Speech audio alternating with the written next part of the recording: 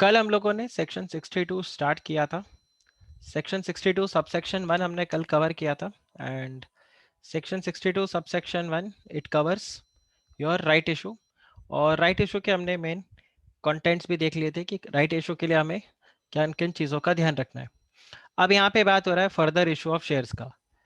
So a company can also further issue the shares, right, subscribe its subscribe share capital by issuing further shares. और यहाँ पर जो next point आपको मिलेगा, ये नेक्स्ट पॉइंट आपका है, this is for the ESOP. आप यहाँ पे शेयर्स कैसे इशू कर सकते हो? You can issue employ stock option to your employees, but ESOP आप जब इशू करोगे तो आपको क्या पास करना पड़ेगा? Special resolution. You need to pass the special resolution और आप ये ईसॉप को इशू कर सकते हो। और अगर आपको ध्यान हो, मैंने आपको पहले भी एक पॉइंट बताया था कि कंपनी को अगर कभी भी फर्दर शेयर्स इशू करना है other than their existing share holders, अगर आप कहीं पर भी शेयर्स को इशू करोगे तो आपको क्या करना पड़ेगा? स्पेशल रेजोल्यूशन पास करना होगा। वी हैड सीन दिस जब प्राइवेट प्लेसमेंट हुआ था, करेक्ट? जब ये प्राइवेट प्लेसमेंट हुआ तब भी हमने देखा था।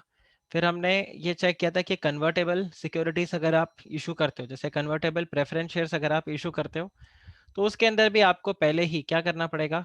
परमिशन लेके रखना पड़ेगा फ्रॉम द शेयर होल्डर्स, जो कि आपका क्या रहे, ईसॉप के थ्रू आप यहाँ पर इशू करोगे, राइट? अब अगर आपको ईसॉप इशू करना है तो आपको कुछ चीज़ों का यहाँ पर ध्यान रखना होगा। ईसॉप में सबसे पहले तो आपको ये देखना है कि आपको स्पेशल रेजोल्यूशन पास करना है and ESOP would be issued to your employees of the company. Now who are your employees of the company? आपके एम्प्लॉयज कौन से होते हैं? देखो, दो तरह के आपके एम्प्लॉयज होते हैं। एक होता है permanent employ, so you have to give और you can give ESOP to the permanent employees of the company. Then you can also give to the directors of the company, and you can also give to the employees of the subsidiary company या फिर अपना holding company. आप बताओ, is this clear? Is this clear? ESOP जो है वो आप issue कर सकते हो to the permanent employee, right, और you can also issue it to the directors of the company. But आपको एक चीज ध्यान रखना है कि ये मतलब director of the holding company, subsidiary company, किसी को भी कर सकते हो, लेकिन आप प्रमोटर्स को इशू नहीं कर सकते, ठीक है? अगर आप ईसॉप इशू कर रहे हो तो ईसॉप आप अपने प्रमोटर्स को इशू यहाँ पर नहीं कर पाओगे। स्वेट इक्विटी प्रमोटर्स को इशू कर सकते हो, आंसर इज यस, बट यहाँ पर आप इशू नहीं कर पाओगे। सर, जोमैटो में डिलीवरी गाय को स्टॉक ऑप्शन मिलेगा क्या?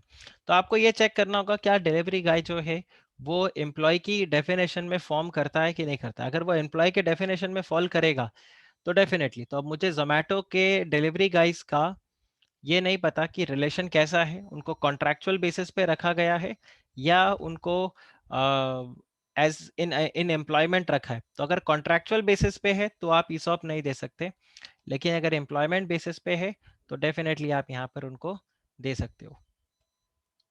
ओके, तो ये आपको चेक करना पड़ेगा कि whether it is in the what is the relation. आपको ये चेक करना होगा what is their relation, whether the relation is in terms of no it's the employment वाला रिलेशनशिप है या फिर आपका ये कॉन्ट्रैक्चुअल है। तो उसके हिसाब से आप यहाँ पर डिसाइड करोगे। आप बताइए, is this clear? Is this clear? Okay, तो चलिए फिर हम यहाँ पे ईसॉप के रूल्स को पढ़ते हैं। ईसॉप का रूल्स आपको यहाँ पर देखना होगा। ईसॉप के रूल्स है, अब ये रूल्स मैंने यहाँ पर नहीं लिखा, स्लाइड्स में नहीं डाला है, इसको स्लाइड्स में मैं बाद में डाल दूंगा। हम पहले यहाँ पर इसको टैब के थ्रू पढ़ते हैं। तो अब आप देखो, ये आपके पास आ गया ईसॉप के रूल्स। अब ईसॉप के रूल्स में अगर आप देखो तो सबसे पहला रूल यहाँ पे क्या है? A company other than the listed company which is not required to comply with SEBI. तो ये स्कीम किसके लिए है? This scheme is only for the unlisted companies. Okay, the listed company they need not comply with these regulations क्योंकि उनके लिए अपना SEBI regulations आ जाएगा। अब वहां पर जब वो ईसॉप इशू करेंगे तो ESOP would be issued by passing the special resolution. तो पहला कंडीशन जो यहाँ पर है, this is you will have to pass the special resolution. दूसरा, कौन से employees, which employees? So employees के अंदर आपके पास आ जाएगा आपके परमानेंट एम्प्लॉइज, आपके डायरेक्टर्स, इसके अलावा employees of the holding company and employees of the subsidiary company, ठीक है, या फिर directors of holding company, directors of subsidiary company. But आपको यहाँ पर ये ध्यान रखना है, बट डज नॉट इंक्लूड। तो अगर आप प्रमोटर या प्रमोटर ग्रुप को बिलोंग करते हो तो उनको ईसॉप नहीं दिया जा सकता। या फिर a director who either by himself और through his relatives through a body corporate right holds more than 10%। तो अगर कोई डायरेक्टर है वो 10% या उससे ज्यादा, मतलब मोर देन 10% अगर होल्ड करता है, या तो खुद या फिर किसी रिलेटिव के थ्रू या फिर थ्रू एनी बॉडी कॉर्पोरेट, अगर वो 10% से ज्यादा इक्विटी शेयर्स होल्ड करता है तो उसको भी आप यहाँ पर एम्प्लॉय ईसॉप नहीं दे सकते। क्या ये director in that case promoter बन जाएगा? अगर प्रमोटर के पास 10% से ज्यादा शेयर्स होंगे तो क्या वो आपके लिए प्रमोटर बन जाएगा? आप मुझे इसका आंसर करके बता सकते हो, क्या तब वो प्रमोटर बन जाएगा? क्या ये प्रमोटर बन जाएगा? तो आंसर इसका क्या होगा? Answer would be no. आप इसको प्रमोटर नहीं बोल सकते। क्यों प्रमोटर नहीं बोल सकते? क्योंकि प्रमोटर के लिए कोई percentage of share holding defined नहीं है, ठीक है। यहाँ पर परसेंटेज ऑफ शेयर होल्डिंग कुछ भी यहाँ पर डिफाइंड नहीं है। तो ये आपके पास एक एम्प्लॉय के लिए आ गया। फर्दर यहाँ पे अगर आप रूल्स में देखोगे तो यहाँ पर आपको डिस्क्लोजर्स करना पड़ेगा इन द एक्सप्लेनेटरी स्टेटमेंट। तो एक्सप्लेनेटरी स्टेटमेंट के अंदर आप बताओ कि आप कितने ऑप्शंस को ग्रांट कर रहे हो। अच्छा, आपने ईसॉप अकाउंट्स में पढ़ लिया है? Have you covered ESOP in our accounts? No. अच्छा, आपने अभी तक नहीं किया। लेकिन हमने ESOP को कवर किया था। Employ stock option, is it defined in the companies act? क्या ESOP डिफाइन किया गया है कंपनीज एक्ट के अंदर? Is employ stock option defined? Yes, no? Is employ stock option defined in the companies act? Yes. याद है हमने बहुत लंबा लेक्चर ये किया था, इनिशियल लेक्चर्स के अंदर ये था हमारा, और हमने ESOP को बहुत डिटेल में वहां पर डिस्कस किया था। वेस्टिंग पीरियड, ये देखो ये रहा एम्प्लॉय स्टॉक ऑप्शन। यस और नो? ये देखिए, करेक्ट। तो इसी का प्रोविजन हम अभी यहाँ पर कवर कर रहे हैं। तो इसमें आप देखो टोटल नंबर ऑफ ऑप्शंस जो आप ग्रांट कर रहे हो वो आपको बताना पड़ेगा। फिर आपको ये भी बताना होगा कौन से एम्प्लॉयज है जिनको आप यहाँ पर ईसॉप दे रहे हो। फिर आपको ये बताना पड़ेगा कि what is the appraisal process, मतलब किस प्रोसेस के अंडर आपने डिटरमाइन किया कि ये एम्प्लॉयज जो है वो एलिजिबल है जिनको हम ईसॉप देंगे। इसके अलावा the requirement of wasting and vesting period, आप ये भी बताओगे कि एम्प्लॉयज को अगर ये ऑप्शन वेस्ट करना है, वेस्टिंग का क्या मतलब होता है? What is wasting? What is wasting? दो पीरियड थे ना ईसॉप में, एक तो आपके पास था वेस्टिंग पीरियड, एक था एक्सरसाइज पीरियड, याद आ रहा है? ये आपका हो गया था vesting period. This is the vesting period and this is the exercise period. याद आ रहा है? ये देखो, vesting period, waiting period, unvested options, exercise period, right? हाँ, करेक्ट। तो ये आपको यहाँ पर याद रखना है। जिस दिन आपका ईसॉप स्टार्ट होने वाला हो अकाउंट्स में, उसके पहले ये ईसॉप के डेफिनेशन को पूरा अच्छे से आप वीडियो वापस से देख लेना। आई एम श्योर ये आपको ईसॉप का अकाउंटिंग समझने में काफी हेल्प करेगा। फिर आप यहाँ पे ये भी बताओगे कि कितना मैक्सिमम पीरियड है जिसमें कि ये ऑप्शन आपके वेस्ट हो जाएंगे। देन द एक्सरसाइज प्राइस और the formula for arriving the same, the exercise period और the process of exercise, lock in period, right? ये आपको सब यहाँ पर बताना होगा। कितना मैक्सिमम ऑप्शंस है जो आप यहाँ पे ग्रांट कर रहे हो, what is the method and which the company is going to use to value the options, आप ऑप्शंस को कैसे वैल्यू करोगे। अब हालांकि आपको ये सब इतना याद रखने का जरूरत नहीं है, बट सिंस हम ईसॉप पढ़ रहे हैं तो पूरा प्रोविजंस को हम यहाँ पर कवर करते हैं, राइट? फिर देखिए conditions under which the options में गेट लैप्स, ऐसे कौन से होंगे? स्पेसिफाइड टाइम विद इन विच, तो बेसिकली ये एक्सरसाइज पीरियड का बात आ रहा है, ठीक है। फिर एक स्टेटमेंट जाएगा कि आप जो भी अकाउंटिंग ट्रीटमेंट करोगे that will be as per with the applicable accounting standards. अच्छा, अब ये जब आप ईसॉप देते हो तो ईसॉप के लिए कंपनी यहाँ पर देखो, the companies of granting the option pursuant to ESOP scheme will have a freedom to determine the exercise price in conformity with the applicable accounting policy. Then the approvals of the shareholders will be there for separate resolution. तो आप देखो हर एक के लिए अलग अलग resolution आप pass करोगे यहाँ पे। होल्डिंग के लिए अलग, सब्सिडरी के लिए अलग, यहाँ पर आपका जाएगा। Then the grant of option to be identified during any 1 year और equal to exceeding 1% of the issued share capital, right, ये भी आपका अलग से इन सब का रेजोल्यूशन जाता है। इसके अलावा द कंपनी में बाय स्पेशल रेजोल्यूशन वेरी, अब देखो ये आ गया variation in the terms of ESOP. तो आपको अगर टर्म्स में ईसॉप में वेरिएशन करना है तो अगेन आपको एसआर यहाँ पर पास करना होगा। इसके अलावा the notice of passing the special resolution for the variation will disclose the full variation, क्या वेरिएशन आप कर रहे हो और क्या उसका है। And there should be a minimum period of 1 year from the grant of options and the vesting. अब आप ये समझ रहे हो इसका क्या मतलब हो गया कि आपका जो ये वेस्टिंग पीरियड है ये कितना होना चाहिए फ्रॉम ग्रांट टू वेस्टिंग, ये कितना होना चाहिए, this vesting period should be minimum 1 year। ये नो, यस और नो, ये आपका मिनिमम 1 year होना चाहिए। Okay, and provided that in case the options are granted under ESOP in lieu of the options held by the same person as an employee stock option scheme of another company which has merged, तो वहां पर कोई problem नहीं है। ये basically किसका हो गया, ये पॉइंट आपको इसके लिए बता रहा है कि आप ए लिमिटेड के एम्प्लॉयज थे, ए लिमिटेड बी लिमिटेड मर्ज हो गया, आपको ए लिमिटेड के ईसॉप मिले थे। अब सब्सिक्वेंटली आपको ईसॉप किसके मिलेंगे, शेयर्स बी लिमिटेड के मिलेंगे या ए बी लिमिटेड के आपको मिलेंगे। तो क्या आपको ए बी लिमिटेड में या बी लिमिटेड में 1 year का टाइम का अप्लाई करना है, आंसर इज नो। सपोज आप यहाँ पे ऑलरेडी 4 months तक रह चुके हो तो यहाँ पर आपको बैलेंस 8 months का टाइम पीरियड निकालना है एंड आप एलिजिबल हो जाओगे, आपका ऑप्शन यहाँ पर वेस्ट होने के लिए एलिजिबिलिटी को सेटिस्फाई कर लेगा। ये पॉइंट समझा आपको। इसके अलावा कंपनी के पास लॉक इन पीरियड रहेगा, वो कंपनी खुद डिसाइड कर सकता है। लॉक इन पीरियड बेसिकली क्या हो जाएगा कि एक बार आपने ऑप्शन को एक्सरसाइज कर लिया उसके बाद कितने टाइम तक आप उस शेयर को नहीं बेच सकते, आप इसके लिए क्या कर सकते हो, उसको हम लॉक इन पीरियड बोलते हैं। तो यहाँ पर कंपनी खुद डिसाइड कर सकता है। एन एम्प्लॉय को जब तक ईसॉप रहेगा तब तक आपको कोई भी एज अ शेयर होल्डर का बेनिफिट नहीं मिलेगा। In no manner you will have no right to enjoy the benefits of a share holder, मतलब ना तो आपके पास कोई वोटिंग राइट्स होगा ना आपके पास कोई यहाँ पर डिविडेंड राइट्स होगा, दोनों ही आपके पास नहीं रहेगा। And the amount, if any, payable by the employees at the time of grant of the option may be forfeited by the company if the option is not exercised within the exercise period। तो आपका exercise period के and में lapse हो जाता है।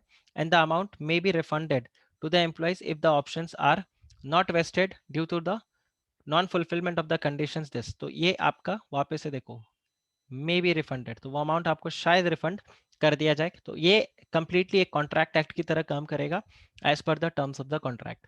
फिर यहाँ पर बता रहा है the option which is granted to the employees will be non transferable. ये जो ईसॉप है ये आप किसी और को वहां पर ट्रांसफर नहीं कर सकते।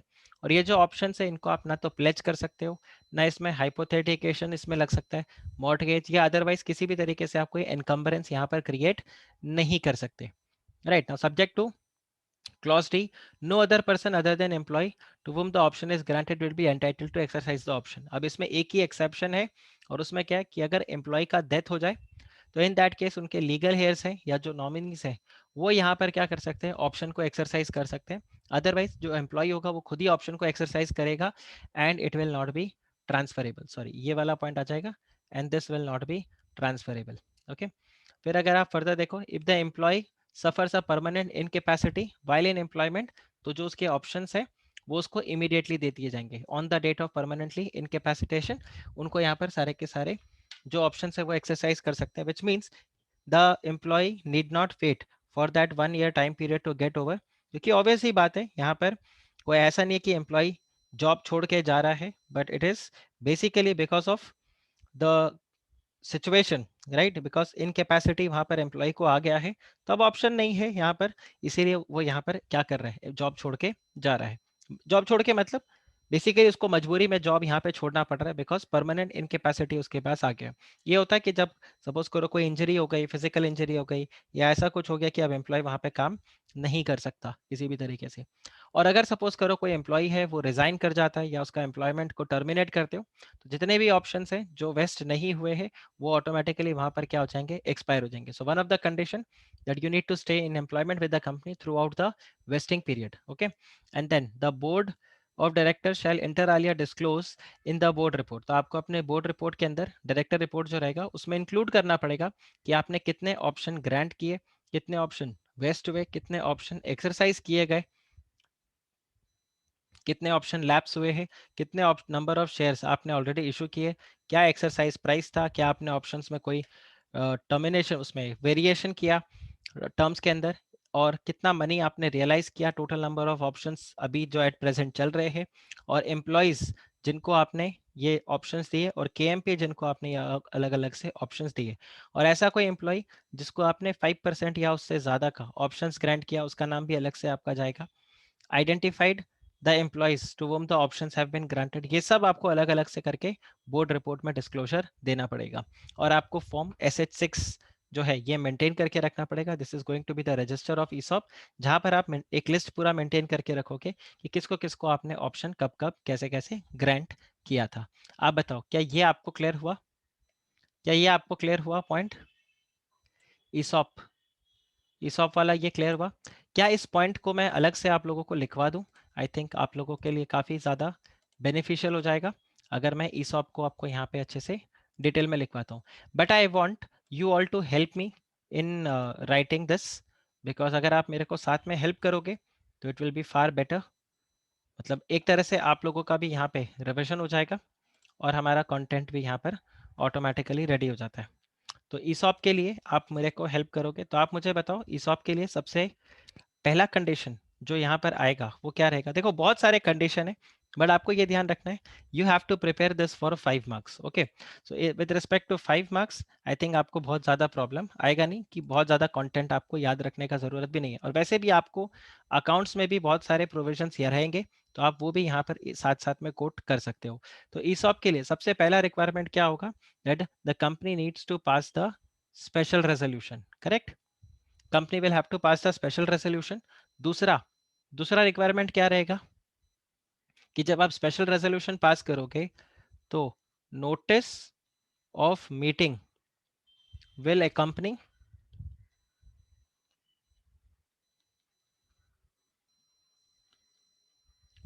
notice of the meeting will accompany what? An explanatory statement। आया आपको समझ में?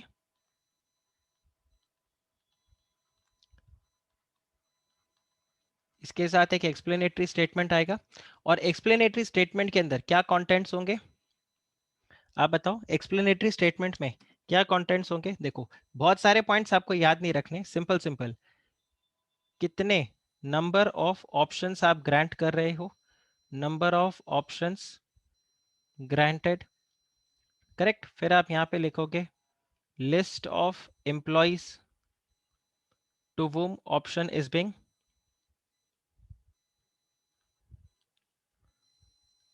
To whom option is granted.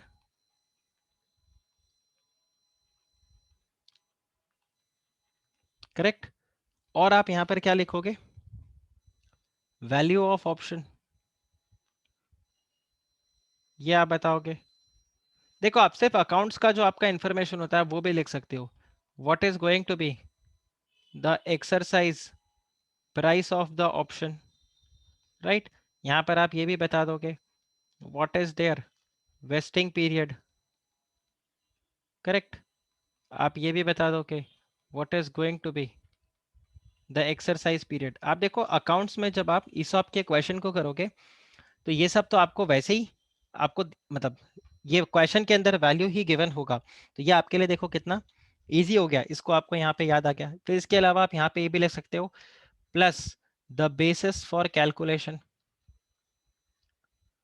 Basis for calculation यहाँ पर आप ये लिख सकते हो list of employees to whom the option is granted. इसके साथ में आप एक और पॉइंट लिख सकते हो what is the appraisal process for determining the eligibility. याद आ रहा है? Plus the process to determine eligibility.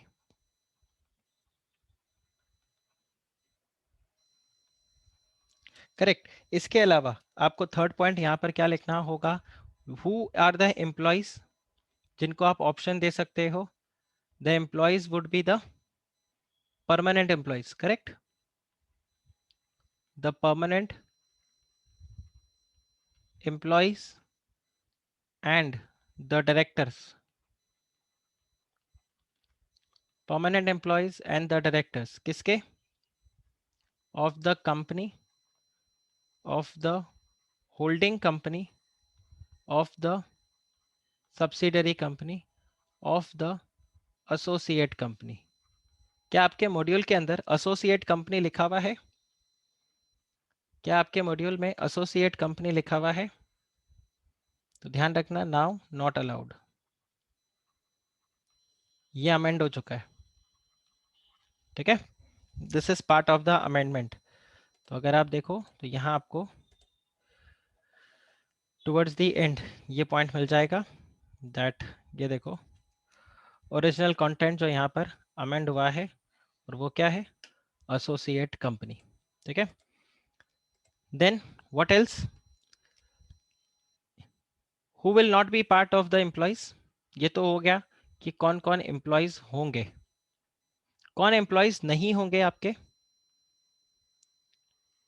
Who are not going to be the employees of the company? One is the promoter, then members of the promoter group, correct? Promoter, members of the promoter group, and then the director who is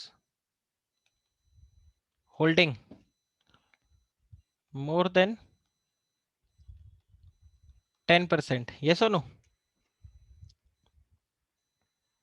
of equity, either directly or indirectly.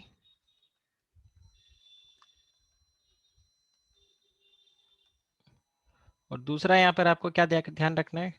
either himself or through relatives or through any body corporate. So they are not eligible for ESOP. So ये आपका ineligibility को बताता है. So these people are not eligible. आप बताइए क्या ये clear हुआ आप लोगों को? क्या ESOP के लिए ये क्लियर हुआ? इसके अलावा आप ESOP में और क्या बोल सकते हो? मिनिमम वेस्टिंग पीरियड आपका कितना रहेगा? 1 year. Minimum vesting period would be 1 year. Okay. इसके अलावा एक और पॉइंट आप यहाँ पे क्या लिख सकते हो? That the option will lapse. Yes or no? If during vesting period the employee ceases to be the in employment, right? If during the vesting period employee ceases to be in employment, correct. अच्छा, क्या ESOP में share holder को के rights आपको मिल जाएंगे? ESOP will not grant, yes or no? The ESOP will not give any right as a shareholder to the employees, yes or no? और यहाँ पे पर्टिकुलरली हम किसका बात कर रहे हैं? ना तो उसको डिविडेंड मिलेगा और ना ही उसको वोटिंग राइट्स. आप और बताइए ESOP पे और क्या लिख सकते हो? Come on, now you all can answer. मैंने बहुत सारे पॉइंट्स यहाँ पे बताए हैं, आप लोग और भी पॉइंट्स बता सकते हो. तो ESOP में और क्या पॉइंट्स होंगे यहाँ पे? Non transferable, very good. The ESOP is non transferable,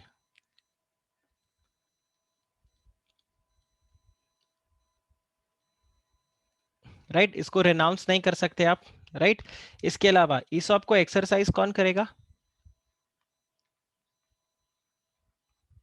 ESOP to be exercised. हाँ, so ESOP is to be exercised by employee only.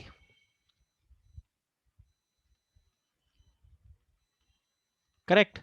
और फिर इसमें एक सब पॉइंट आ जाएगा upon the expiry of wasting period, correct, upon the expiry of the vesting period. और दूसरा in case of permanent incapacity,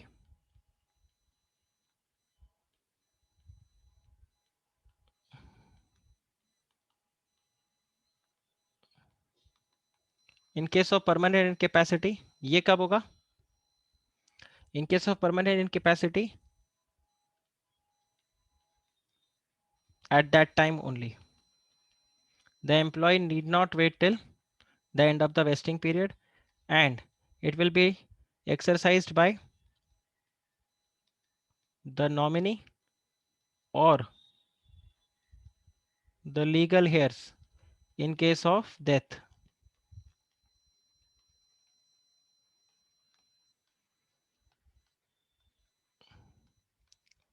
क्या और भी कोई पॉइंट्स आप यहां पे लिख सकते हो जो आपके दिमाग में आ रहा है?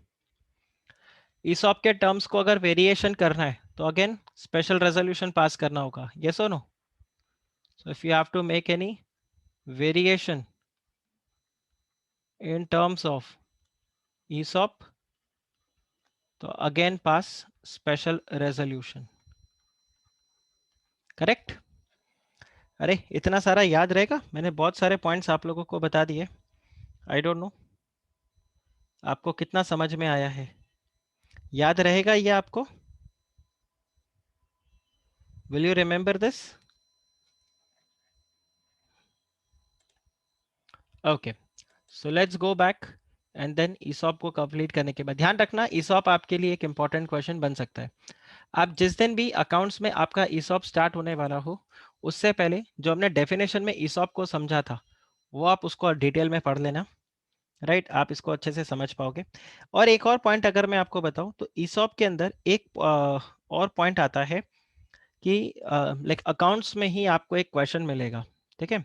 अकाउंट्स में आपको एक क्वेश्चन मिलेगा और वो क्वेश्चन कैसा रहेगा कि आपको ईसॉप का अकाउंटिंग एंट्री करना है, ठीक है? अब ईसॉप का अकाउंटिंग एंट्री जो आपने जनरली पढ़ा होगा वो कैसा रहेगा, जहां पर वेस्टिंग पीरियड होता है लेट्स से 2 इयर्स के लिए आपको वेस्टिंग पीरियड मिलेगा, 2.5 इयर्स के लिए आपको वेस्टिंग पीरियड मिलेगा, 1.5 इयर्स के लिए आपको वेस्टिंग पीरियड मिलेगा, 3 इयर्स के लिए, इस तरह से करके अलग अलग वेस्टिंग पीरियड आपको मिलेगा। लेकिन एग्जाम में आपको एक क्वेश्चन या आपके मॉड्यूल के अंदर भी आपको एक ऐसा क्वेश्चन मिलेगा जिसमें वेस्टिंग पीरियड होगा लेट्स से 1 मंथ, या फिर उसमें वेस्टिंग पीरियड हो जाएगा लेट्स से 3 मंथ्स, मतलब लेस देन 1 ईयर हो जाएगा। तो इन दैट केस ये ईसॉप का क्वेश्चन नहीं बनेगा, फिर ये क्वेश्चन हो जाएगा किसका? This will become the question of sweat equity shares. This will become the question of sweat equity shares. Guys, this is clear? Is this part clear? ये आपका स्वेट इक्विटी शेयर्स का कॉन्सेप्ट बन जाएगा। तो अब अगर स्वेट इक्विटी शेयर्स का concept हो गया तो फिर यहाँ पे तो सिनेरियो ही आपके लिए ऑल टुगेदर अलग हो जाता है। Okay, is this clear? तो ये आप ध्यान रख लेना कि वो क्वेश्चन में लिखेगा pass the journal entry for ESOP, but ultimately आपका एंट्री किसका होगा? It will be for the sweat equity shares. तो ये आप चेक कर लेना। और इसका सिंपल रीजन क्या है, क्योंकि वेस्टिंग पीरियड जो होता है as per companies act rules ये आपका कितना रहना चाहिए? This should be minimum 1 year. Okay, चलिए आगे पढ़ते हैं। इसके अलावा फर्दर शेयर्स अगर आपको इशू करना है तो ये तो हो गया आपके लिए ईसॉप। अब अगर आपको यहाँ पे फर्दर शेयर्स इशू करना है तो फर्दर शेयर्स इशू करने के लिए अब क्या आपके पास है? This can be given to any person, okay, if authorised by the special resolution. तो फर्स्ट पॉइंट जो था उसमें क्या था? You can give it to all the existing shareholders of the company in proportion to their existing shareholding. Second वाले में हमने देखा you can give it to issue the further shares to the employees of the company.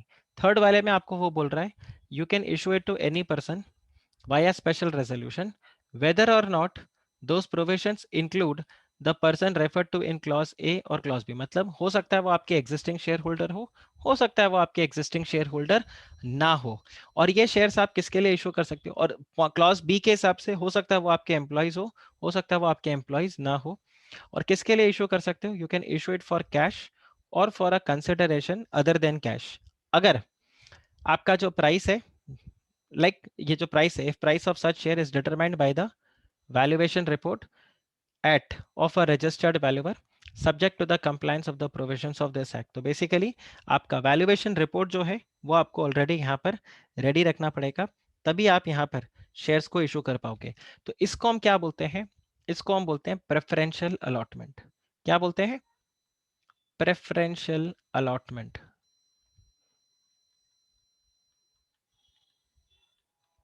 Preferential allotment, तो अगर कोई company चाहे तो वो प्रेफरेंशियल अलॉटमेंट बेसिस पे भी यहाँ पर क्या कर सकता है, शेयर्स को इशू कर सकता है। ठीक है, तो आप देखो सेक्शन 62 यहाँ पे किन किन चीजों के बारे में बात कर रहा है, एक बात करता है राइट इशू का, एक बात कर रहा है ईसॉप का, और तीसरा आपसे क्या बात कर रहा है, प्रेफरेंशियल अलॉटमेंट। तो प्रेफरेंशियल अलॉटमेंट में आप शेयर्स किसको इशू कर सकते हो, प्रेफरेंशियल अलॉटमेंट में आप शेयर्स जिस मर्जी इंसान को वहां पर इशू करो, यहाँ पर कोई प्रॉब्लम नहीं होगा। बस आपको क्या पास करना पड़ेगा, you will have to pass special resolution, and again जो भी आपका यहाँ पे प्राइस रहेगा वो आपको डिटरमाइन करना पड़ेगा एज पर द वैल्यूएशन रिपोर्ट कि किस प्राइस पे आप वो शेयर्स को इशू कर रहे हो, and this can be for a consideration other than cash also, and as में भी प्रिस्क्राइब, मतलब यहाँ पे आपके पास फिर से क्या आ जाएगा, रूल्स आ जाएगा। तो चलो हम अब यहाँ पर प्रेफरेंशियल अलॉटमेंट के बारे में भी प्रोविजंस को लिख लेते हैं। Right, so this is with respect to the preferential allotment.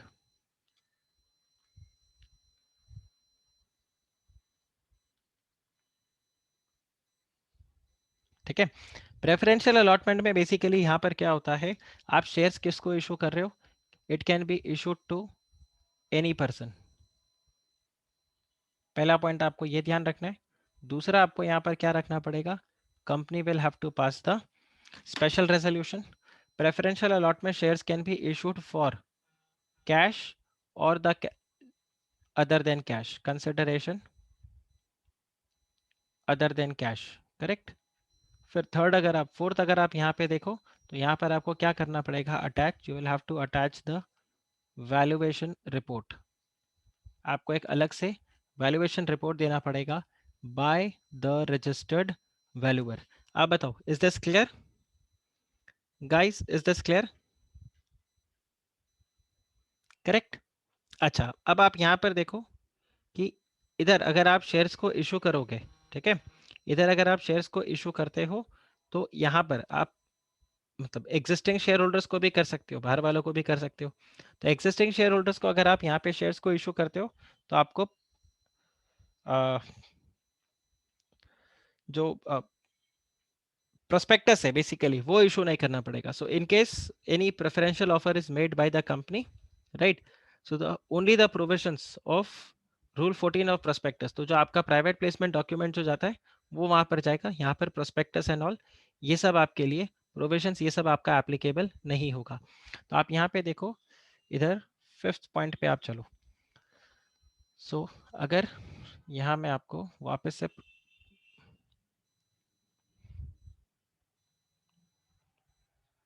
अब ये देखो सेक्शन 42 पे आपको अगर मैं लेकर जाऊं, आई थिंक सेक्शन 42 हमने उधर स्लाइड्स में से कवर किया था कि पीडीएफ से कवर किया था, सेक्शन 42। हाँ ये हमने,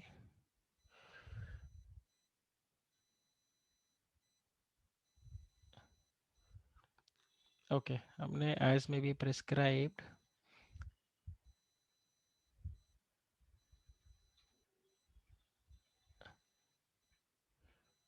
आई थिंक हमने इसको यहाँ पे,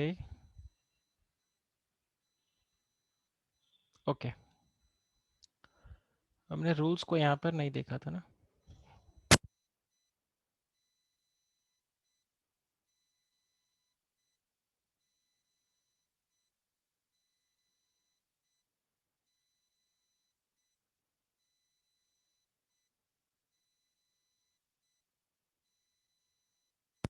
जस्ट 1 मिनट, मैं आप लोगों को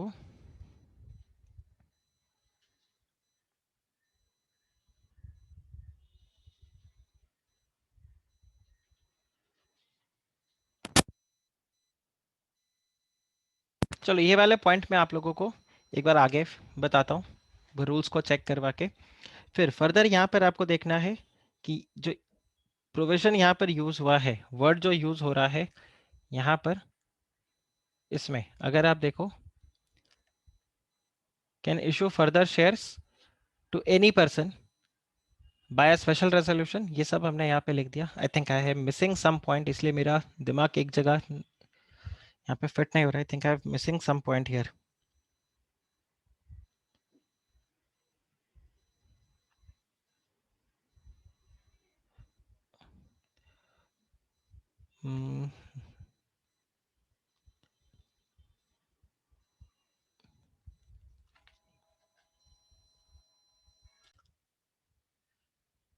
सो एनी पर्सन के अंदर यहाँ पे हम दो बाइफर्केशन करते हैं। एनी पर्सन में हो सकता है कंपनी का एग्जिस्टिंग शेयर होल्डर हो। If the person is existing shareholder, then in that case यहाँ पर आपको private placement offer and application नहीं देना पड़ेगा। ऑफर डॉक्यूमेंट एंड एप्लीकेशन आपको नहीं देना पड़ेगा। लेकिन अगर ये other than existing share holder है, फॉर अदर्स यहाँ पर एप्लीकेबल हो जाएगा, उनको देना पड़ेगा। आप बताओ, ये क्लियर हुआ? And this is special resolution, this is for cash and other than cash. Valuation report आपको यहाँ पर रजिस्टर्ड वैल्यूअर से लेके आना पड़ेगा। अच्छा, इसके अलावा हो सकता है आप कन्वर्टेबल सिक्योरिटीज को इशू कर रहे हो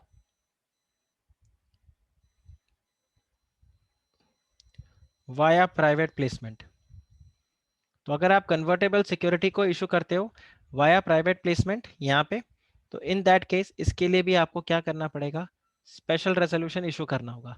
अब सपोज करो आप यहाँ पे इशू कर रहे हो कन्वर्टेबल प्रेफरेंस शेयर्स, ठीक है? आप कन्वर्टेबल प्रेफरेंस शेयर्स इशू कर रहे हो, ये यहाँ पर कन्वर्ट होंगे। तो आप मुझे बताओ स्पेशल रेजोल्यूशन कब इशू आप पास करोगे? When you are issuing convertible preference shares और when it will be due for conversion. SR कब पास करोगे? आप एसआर कब पास करोगे?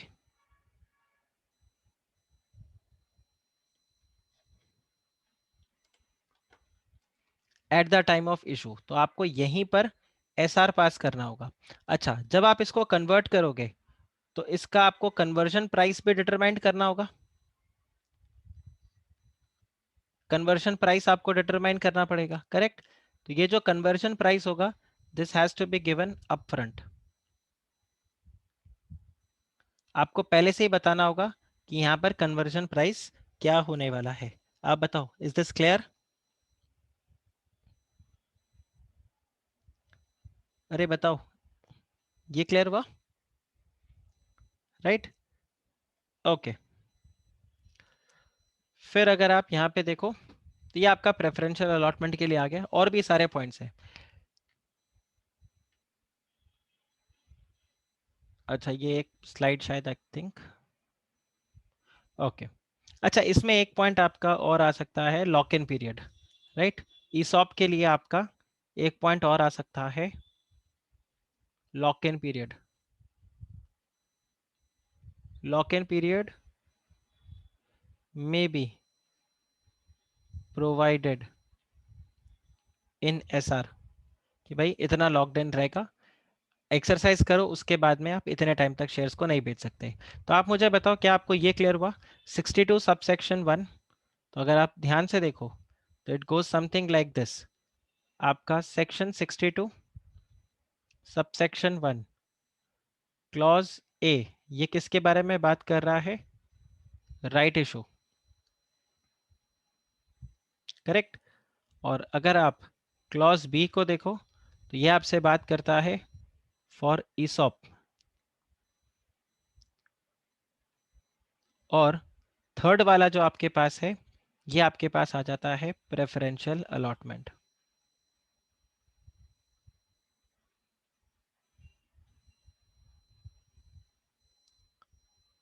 नहीं, लॉक इन वाला कंपलसरी नहीं है, lock in period may be applied. आप ये देखो यहाँ पे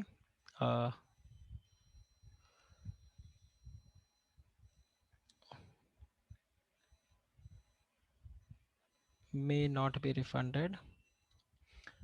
The company shall have the freedom to specify the lock-in period. तो कंपनी के पास पूरा फ्रीडम है लॉक इन पीरियड लगाने का, जो कंपनी लगाना चाहे वो। तो if the company do not want, then in that case not necessary. ठीक है, अब देखिए वापस से, अब यहाँ पे आते हैं। सबसेक्शन 2 आपको बता रहा है the notice refer to under sub clause 1 of clause A of subsection 1 shall be dispatch through the registered post. तो ये बेसिकली आपका किसके लिए हो गया, फॉर राइट इशू के लिए। आगे क्या बता रहा है, nothing in this section shall apply to increase the subscribe share capital of the company which is caused by the an option as a term attached to the debentures or a loan which is raised by a company to convert such debentures or loans into the shares of the company, provided that the terms of such debenture and loan contains such an option which has been approved before the issue of debentures or the raising of loan by the special resolution। तो यहाँ पर क्या हो रहा है, this is with respect to the conversion of debentures और the conversion of loan, ठीक है, into equity shares। ये आप क्या कर सकते हो, you need to take prior special resolution। तो आप अपने लोन को या डिबेंचर को इक्विटी में भी कन्वर्ट कर सकते हो। अब यहाँ पर क्या आ रहा है, not with standing contained in subsection 3। So what does this mean, what does this mean, जब यहाँ पे इस तरह से बोल दिया गया not with standing anything contained,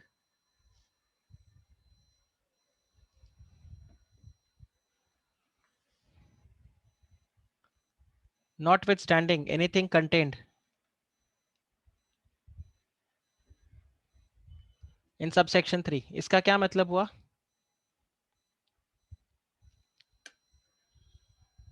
अरे आप लोग क्लास में हो कि नहीं हो, आज तो मेरे को डाउट हो रहा है whether you guys are there in the class or not। in spite of, नहीं, notwithstanding in spite of नहीं था ना, notwithstanding का क्या मतलब था कि सबसेक्शन 3 में जो लिखा है वो लिखा है, अभी हम जो बोल रहे हैं उसको सुनो, याद आ रहा है, एक्सेप्शंस भी नहीं, exceptions are proviso, right, exceptions are proviso. अब देखो ये प्रोवाइजो, यहाँ पर क्या बोला कि आप लोन को इक्विटी में कन्वर्ट कन्वर्ट कर सकते हो, डिबेंचर्स को इक्विटी में कन्वर्ट कर सकते हो, प्रोवाइडेड, तो ये आ गया एक्सेप्शन, आपको एसआरबी पास करना होगा तो ही कर सकते हो। तो यहाँ पे वही आ रहा है कि सबसेक्शन 3 में कुछ भी लिखा हुआ हो, अब वो आपको बता रहा है कि कोई डिबेंचर है या लोन है, उसको अगर आप कन्वर्ट करना चाहते हो which has been obtained from any government by a company और if that government considers it necessary in the public interest, या तो आपने किसी गवर्नमेंट से ये लिया हो लोन, या फिर government considers it necessary in the public interest to do so, तो वो वहाँ पर क्या कर देगा कि ये जो डिबेंचर या लोन है उसको इक्विटी में कन्वर्ट कर दो, it can direct the conversion, right, on such terms and conditions as the government considers it to be reasonable। आप बताइए, is this clear, in the circumstances even if, see, even if the issue of the debentures or for raising of a loan do not include the provision for such conversion। आप बताइए, ये clear हुआ। तो government के पास एक तरीके से ये पावर दे दिया कि सबसेक्शन 3 में तो जो लिखा है सो लिखा है, यहाँ पर गवर्नमेंट के पास अलग से एक पावर है कि गवर्नमेंट से अगर आपने लोन लिया है या फिर गवर्नमेंट को लगता है कि ये पब्लिक इंटरेस्ट में ज़रूरी है, तो आपके लोन को कन्वर्ट कर दिया जाएगा। अब अगर कोई दुखी है इस बात से, तो वो कहाँ जा सकता है, वो ट्राइब्यूनल में जा सकता है। So where the terms and conditions of such conversion are not acceptable to the company, then it may within a period of 60 days appeal to the tribunal.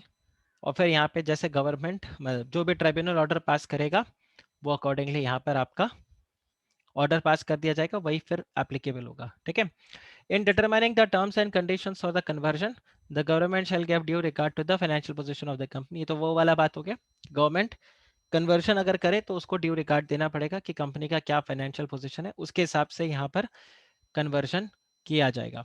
Then where the government has by an order made under subsection 4 direct that any debenture or loan or any part of thereof shall be converted into this and no appeal has been preferred, तो फिर यहाँ पे और या फिर वो जो appeal है वो डिसमिस हो गया है, तो ये जो कंपनी का मेमोरेंडम है, राइट, ये क्या हो जाएगा, this is automatically stands altered, right? So the memorandum of the company automatically stands altered and the authorized share capital shall stand increased by an amount equal to the value of the shares or the debentures which has been converted। तो automatically आपका subscribed capital और authorised capital ये यहाँ पे बढ़ जाएगा। तो ये पूरा का पूरा जो स्लाइड है ये किसके लिए हो गया, जहाँ पर गवर्नमेंट को लग रहा है कि लोन को आपको कन्वर्ट करना है।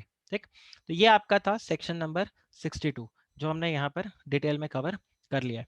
अब अगर आप देखो तो नेक्स्ट हमारे पास आता है section number 63। Section 63 issue of bonus shares है। तो बोनस शेयर्स अगर आप यहाँ पे बात करो तो हमने इसको आई थिंक फर्स्ट लेक्चर के अंदर कवर किया था, जब आपने एक मेरा ओरिएंटेशन सेशन अटेंड किया था तो हमने वहां पर बोनस इशू को पढ़ा था, याद आ रहा है, राइट? तो बोनस इशू अगर आप यहाँ पे देखो तो बोनस का क्या मतलब होता है, when the profits of the company are capitalised, right? The profits of the company are capitalised and these are capitalized into the equity shares of the company, correct? और उसके बाद में ये जो शेयर्स है these are distributed to the shareholders, distributed to the existing shareholders in their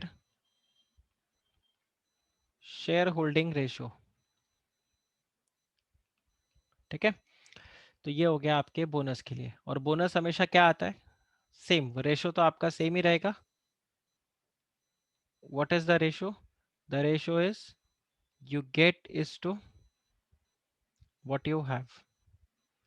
क्या bonus free का होता है, क्या बोनस फ्री के शेयर्स होते हैं, answer is no, bonus are not free shares, bonus are just the capitalisation of reserves, correct? तो यहां पर आप कौन कौन से रिजर्व्स को कैपिटलाइज कर सकते हो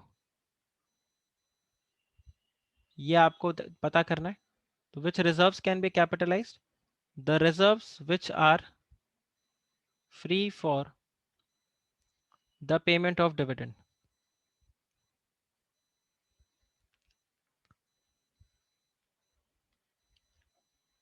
इसके अलावा आप कैपिटलाइज कर सकते हो सिक्योरिटीज प्रीमियम, इसके अलावा आप कैपिटलाइज कर सकते हो CRR। फर्स्ट प्रेफरेंस किसको दोगे आप, which reserve will get first preference, which reserve is going to get first preference, CRR। CRR को आप फर्स्ट प्रेफरेंस दोगे, क्यों, क्योंकि CRR का एक ही यूज है। सेकंड प्रेफरेंस आप दोगे सिक्योरिटीज प्रीमियम को, और आप थर्ड प्रेफरेंस दोगे फॉर द रिजर्व्स। ठीक है, तो ये आपको यहां पर ध्यान रखना है। इसके अलावा अगर आप यहाँ पे चेक करो तो बोनस के बाद क्या हो जाता है, after bonus what happens, your number of shares and equity share capital, this increases and the reserves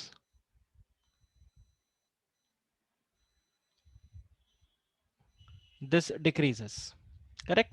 आपका जो वैल्यू ऑफ रिजर्व्स होगा वो यहाँ पर क्या हो जाएगा, वो डिक्रीज कर जाएगा, और इक्विटी शेयर कैपिटल और नंबर ऑफ शेयर्स यहाँ पे आपका इंक्रीज हो जाता है, एंड ओवरऑल वेल्थ जो है वो आपका क्या रहेगा, same. So overall equity share holder fund remains same.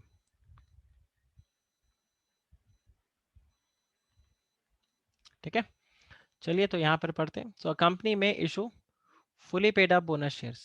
Now why fully paid up bonus shares? Why not partly paid up bonus shares?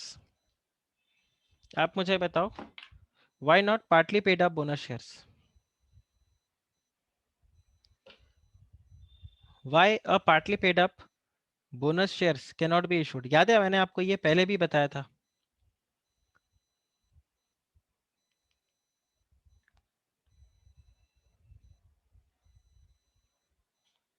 Partly paid up bonus shares.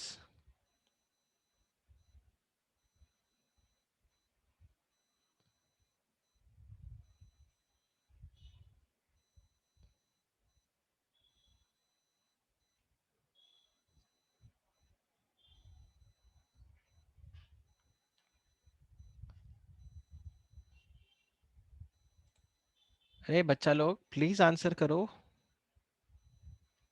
कुछ तो answer करो, so that I get to know. नहीं तो कल से मैं एक काम करूंगा, I will ask all of you to switch on the camera.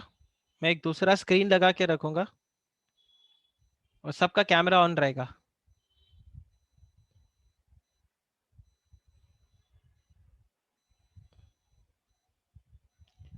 Because it will effect ESC. कैसे?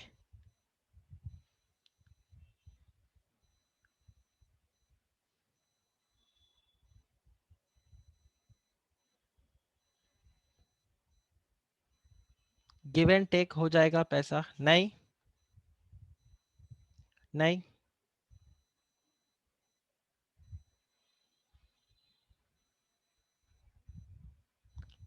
Company is not taking money from the shareholder for bonus. Unpaid वालों को फुली पेड मिलेगा, which is wrong. Okay, suppose all the shares are fully paid. अभी suppose all the shares are fully paid. अभी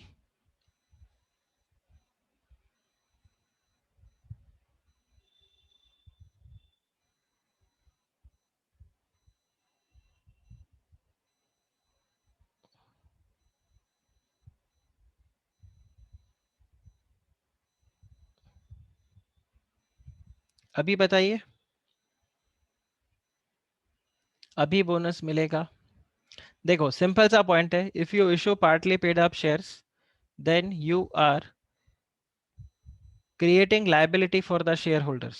ठीक है, अगर मैंने आपको partly paid up shares issue कर दिया तो ये क्या बन जाएगा आपके लिए? This will become, this will create liability for you. Yes or no? 10 रुपए का शेयर है. Just see this. There is a share of face value rupees 100. You have subscribed for 10 shares. What is your maximum liability? What is your maximum liability in this case? 1000 rupees. Correct. 1000 rupees is your maximum liability. और ये 1000 पे हम कैसे पहुंचे? 10 shares into 100 rupees. Let's presume share par पे issue हुआ था. ठीक है, प्रीमियम पे होता तो वो प्रीमियम पे आता. आपने ये 1000 रुपीज कंपनी को पे कर दिया, तो as a share holder you are holding 10 shares. अब कंपनी आपको बोलता है चलो I am going to issue a bonus of 1:1, which means you have 10 shares and you are again going to get 10 shares. ठीक है, अब ये आपके पास 10 शेयर्स आ गया. ये 10 शेयर्स का फेस वैल्यू कितना होगा? इसका फेस वैल्यू भी 100 रुपीज रहेगा. नाउ लेट्स से ये जो कंपनी है, ठीक है, 10 शेयर्स फेस वैल्यू रुपीज 100. ये जो कंपनी है, इस कंपनी ने यहाँ पर क्या कर दिया, आपको इशू किया है as paid up rupees 60. So partly paid up bonus shares issue कर दिया. बाय इशुइंग दिस शेयर, ये जो बोनस शेयर आपको यहाँ पे 60 रुपीज का पार्टली पेड अप इशू किया है, this implies that this particular shareholder, okay, this particular shareholder has got a liability of 40 rupees. ये सुनो, इसके ऊपर 40 रुपए का लाइबिलिटी आ गया.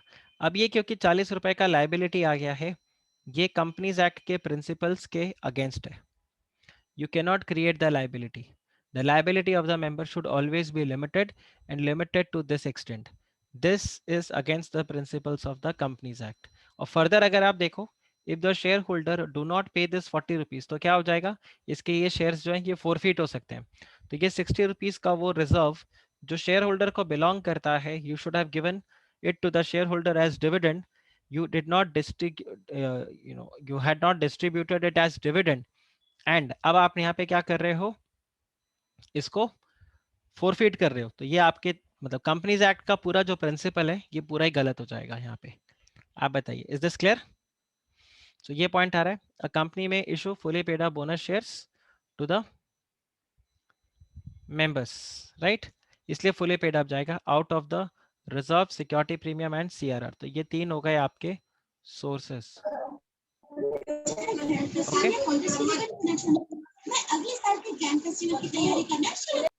ओके. अब अगर आप आगे देखो यहाँ पे, provided that no issue shall be given, bonus issue shall be given by capitalising the revaluation reserve. तो रीवैल्यूएशन रिजर्व्स के थ्रू आप यहाँ पे कैपिटलाइजेशन नहीं कर सकते. सो नो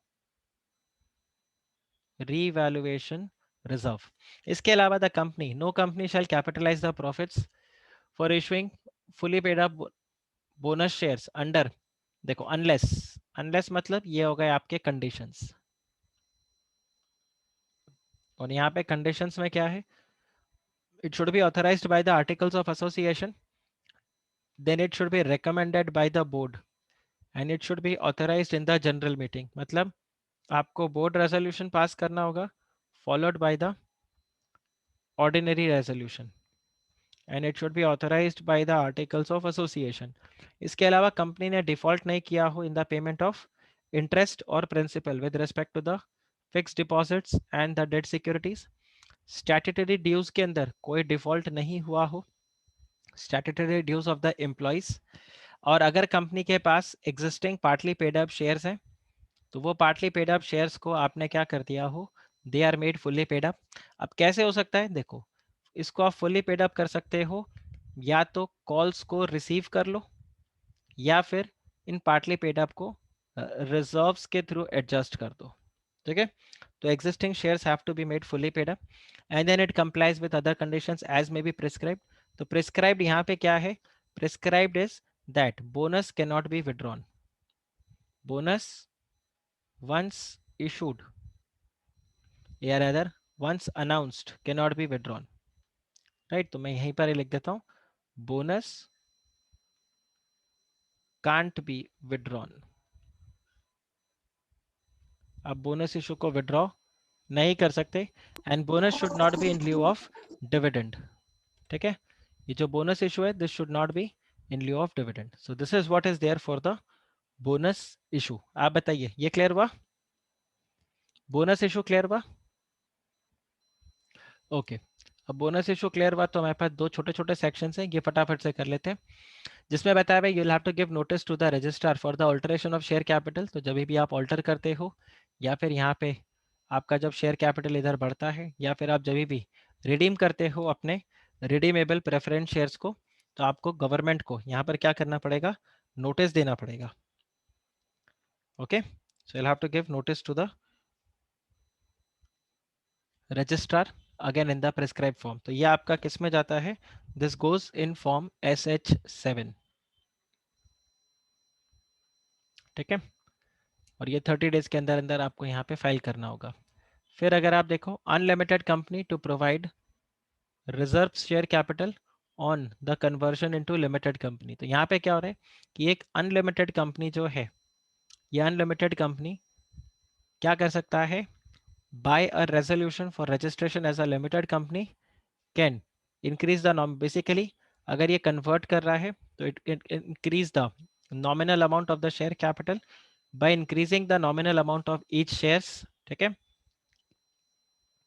तो आपका जो फेस वैल्यू है वो यहाँ पर आपका बढ़ जाएगा, which shall be called up like and subject to a condition that no part of the increased capital shall be capable of being called up in the event except for the company being wound up। तो ये बात हो रहा है reserve capital के बारे में। सी एक होता है कैपिटल रिजर्व, एक है आपका रिजर्व कैपिटल। तो रिजर्व कैपिटल क्या हो गया, रिजर्व कैपिटल बेसिकली वो part of the face value है, right. This is that part of the face value of a company which is converted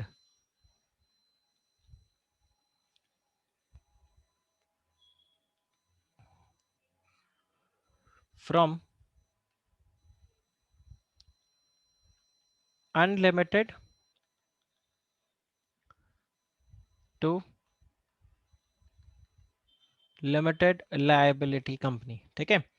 plus ये जो रिजर्व कैपिटल है, this will be called only when the company is wound up. तो ये हो गया आपका reserve capital. अब बताओ, आपने शायद बचपन में कभी ये क्वेश्चन पढ़ा होगा कंपनी लॉ के अंदर या कहीं पे, that what is the difference between capital reserve and reserve capital. तो ये आपका पार्ट हो गया। आप बताइए, क्या ये आपको क्लियर हुआ? क्या ये आपको क्लियर हुआ? राइट। तो रिजर्व कैपिटल, कैपिटल रिजर्व, ये आपके लिए पार्ट आ गया यहाँ पे। अब चलिए यहाँ पे नेक्स्ट लेक्चर के अंदर हम स्टार्ट करेंगे फ्रॉम सेक्शन नंबर 66। तो कल हमारा सेक्शन 66 होगा। कल के लेक्चर में हम सिर्फ सेक्शन 66 करेंगे which deals with the reduction of share capital. काफ़ी डिटेल में ये चैप्टर आपका कंप्लीट होगा कल का लेक्चर, और इसको आप डायरेक्टली लिंक कर सकोगे अपने चैप्टर इंटरनल रिकंस्ट्रक्शन के साथ, ठीक है। So that's it for today's lecture then, take care, bye bye.